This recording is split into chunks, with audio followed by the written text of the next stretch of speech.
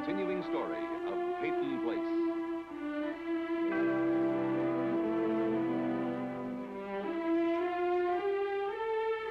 Starring Dorothy Malone as Constance Mackenzie, Ed Nelson as Michael Rossi, Mia Farrow as Allison Mackenzie, Ryan O'Neill as Rodney Harrington, Barbara Parkins as Betty Anderson, Tim O'Connor as Elliot Carson, Christopher Conley as Norman Harrington.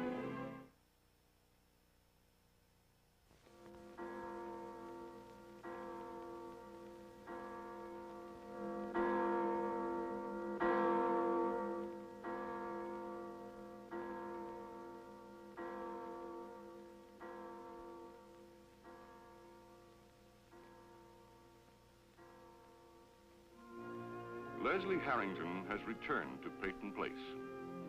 He has returned to stand by his son Rodney during the ordeal of arraignment and pre-trial, and possibly trial itself on a charge of murder. The facts of Harrington's past must not be a burden to him now, for Harrington has tried to convince himself the failures are behind him. If there are any left with stones, let them throw the stones. Leslie Harrington has returned, and Peyton Place must react to him.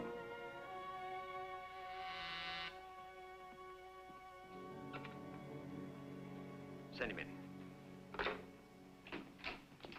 Hello, Ted. We finally have time to talk. Good to see you back. Sorry it had to be under such circumstances. We've got to move for appeal on bail, Ted. It's ridiculous that the boy should have to spend another night in jail. My request for bail has already been denied. So was mine. That doesn't mean we have to take no for an answer. I suppose you went directly to Judge Weber? I might have convinced him if Fowler hadn't barged in. Don't try and throw your weight around. Not in this case. That's an odd remark. If I had any influence at all, I'd certainly use it now more than any other time in my life. As long as I've known you, Leslie, I can't imagine any more difficult role than the one you're going to have to play during this trial.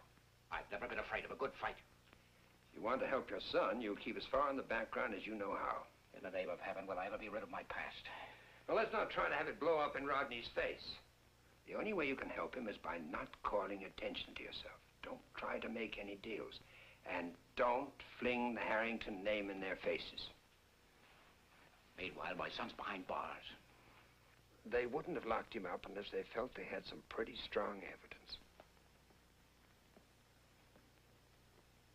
I suggest you hire the best criminal lawyer you can find. I have confidence in you, Ted. It's been a long time since I practiced law. Get in touch with either of these two men, or I will if you like, but I wouldn't delay it. You are worried, aren't you? It's going to cost you a king's ransom. I don't care about the money. It's the idea of bringing in strangers. I'm not sure it's the right move. Well, I think it is. When the jury's going to be composed of local people? No, that bothers me, Ted. They're going to feel hostile to outsiders. What's going to go through the minds of those 12 jurors, those 12 people in Peyton Place? When we parade in some famous lawyer from the big city, aren't they going to be asking themselves what we're so afraid of? Aren't we admitting that we think we're in a lot of trouble? No, I think we'd be much smarter if the man who stands in front of that jury is one familiar to them, one they know and can trust. We'd be better off with you, Ted. Oh, I disagree. You're in? Leslie, give it some thought, won't you? All right, then level with me. You have personal reasons for not wanting to handle this case, don't you? What are you talking about? Maybe you see some conflict of interest here. Exactly what does that mean? I read in the Clarion that you're representing Martin Peyton's interest here in town. I've already explained to Matt Swain. There's no conflict of interest since you're no longer connected with the mill. Is it possible you prefer another lawyer represent Rodney? Because you don't want to run the risk of losing Martin Peyton's account? Hello, Mr. Harrington. You see, even people who live under the same roof with me don't recognize me. Stephen Cord.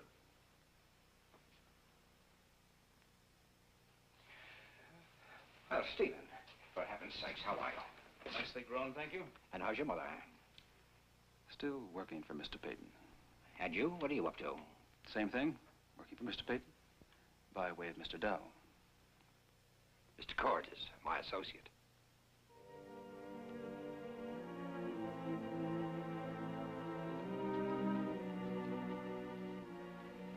I see.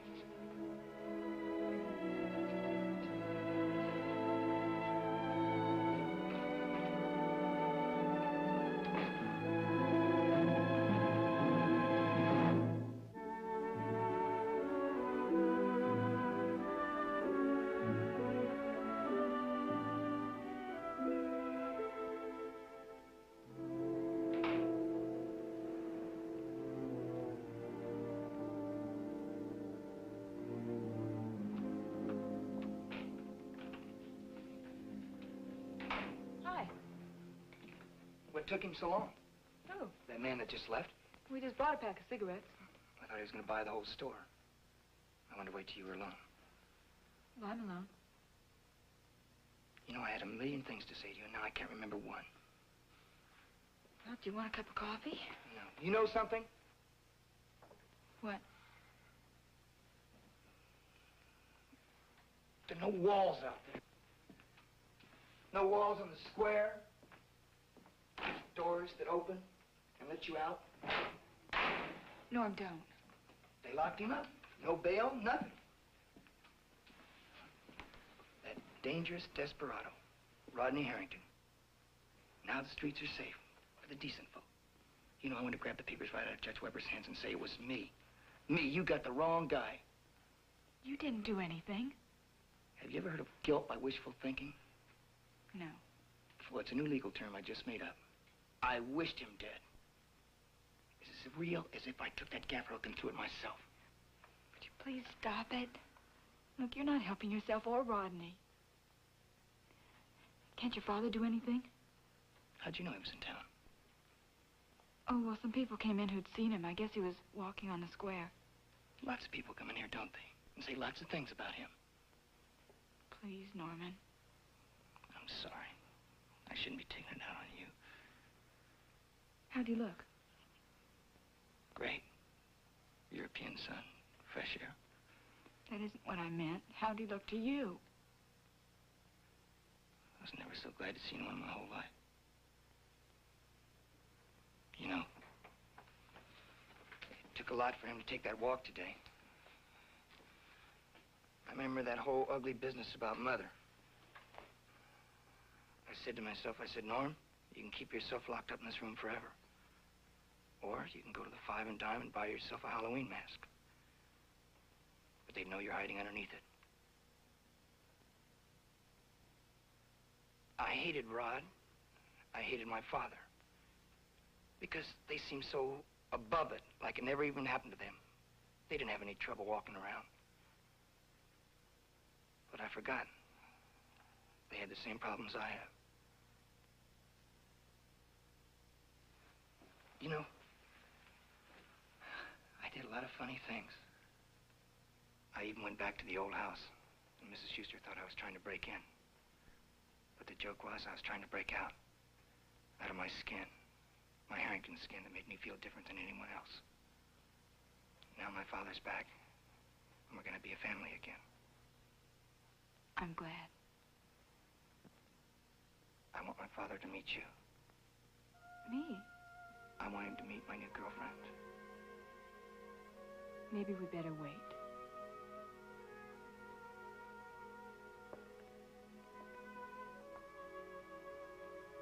There's no backing out now. You hear?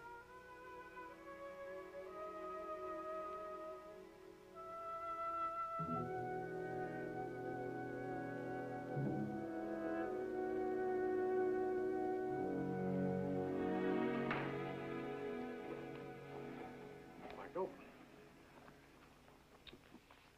It's only our board of directors. You look like you're about to face a firing squad. Any chances of them turning us down? There's always a chance, of course. And if they do, then what will you do? Well, we're late, aren't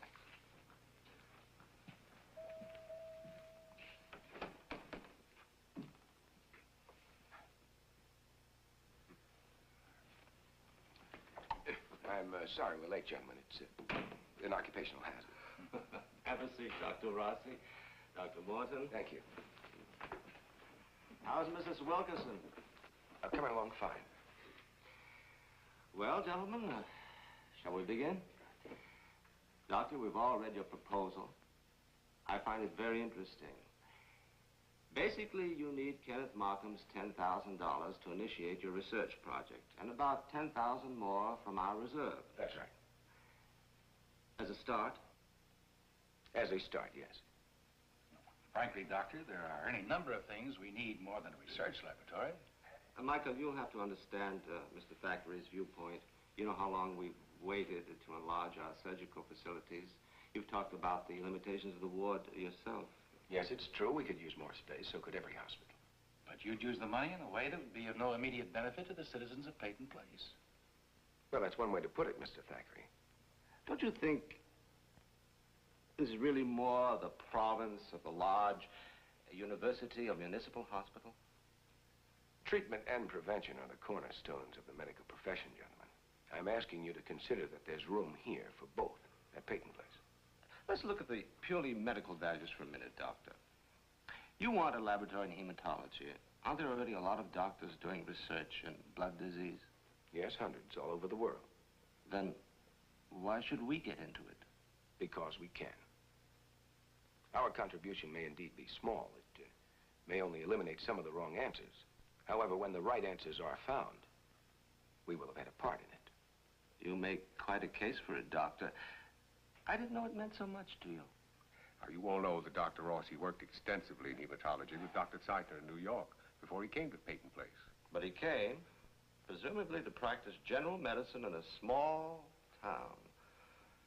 Then a famous medical figure pays us a visit, a man well publicized for his professional dedication, and... You're right, Dr. Hoyt. Vincent Markham had an effect on me.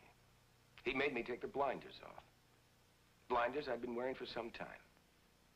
He made me ask myself if I were doing all I can. If I'm giving everything I have to offer. Well, I don't think I am, gentlemen. I think there is more. Dr. Rossi, this isn't a courtroom, and we certainly didn't mean to make you feel as though you were on trial. Well, perhaps it wasn't very tactful of me, but... Gentlemen, maybe we're being too tactful. I mean, let's stop fencing. I am on trial here. You're accusing me of using Doctor's Hospital as a stepping stone to some kind of immortality. Michael. If I may finish, please. Gentlemen, I am not in the business of immortality. I am simply concerned with human life, and I believe we all are. Michael, if I may. When Dr. Rossi came to Peyton Place, I was the first to brand him as a hot-headed young egotist. He couldn't have left town soon enough to suit me. But I'm glad he stayed. Bob, we were all in agreement as to Dr. Rossi's contribution. We wouldn't be holding this meeting otherwise. Are we? Or are we glossing over the fact that if Dr. Rossi had elected to, he could have made his request a mandate? Kenneth Markham turned over the money to him personally to use as he saw fit. Now, let me pose a question, gentlemen. How can we expect men of Dr. Rossi's caliber to come to Peyton Place? And more importantly, to remain here if we do not honor the vision of their generation? We can build new surgical wards until doomsday. But what good are they if we cannot attract vigorous, gifted young men with skill and dedication to make these facilities something more than gleaming white machines? Gentlemen, as Chief of Staff of this hospital, I recommend that this board give Dr. Rossi his funds.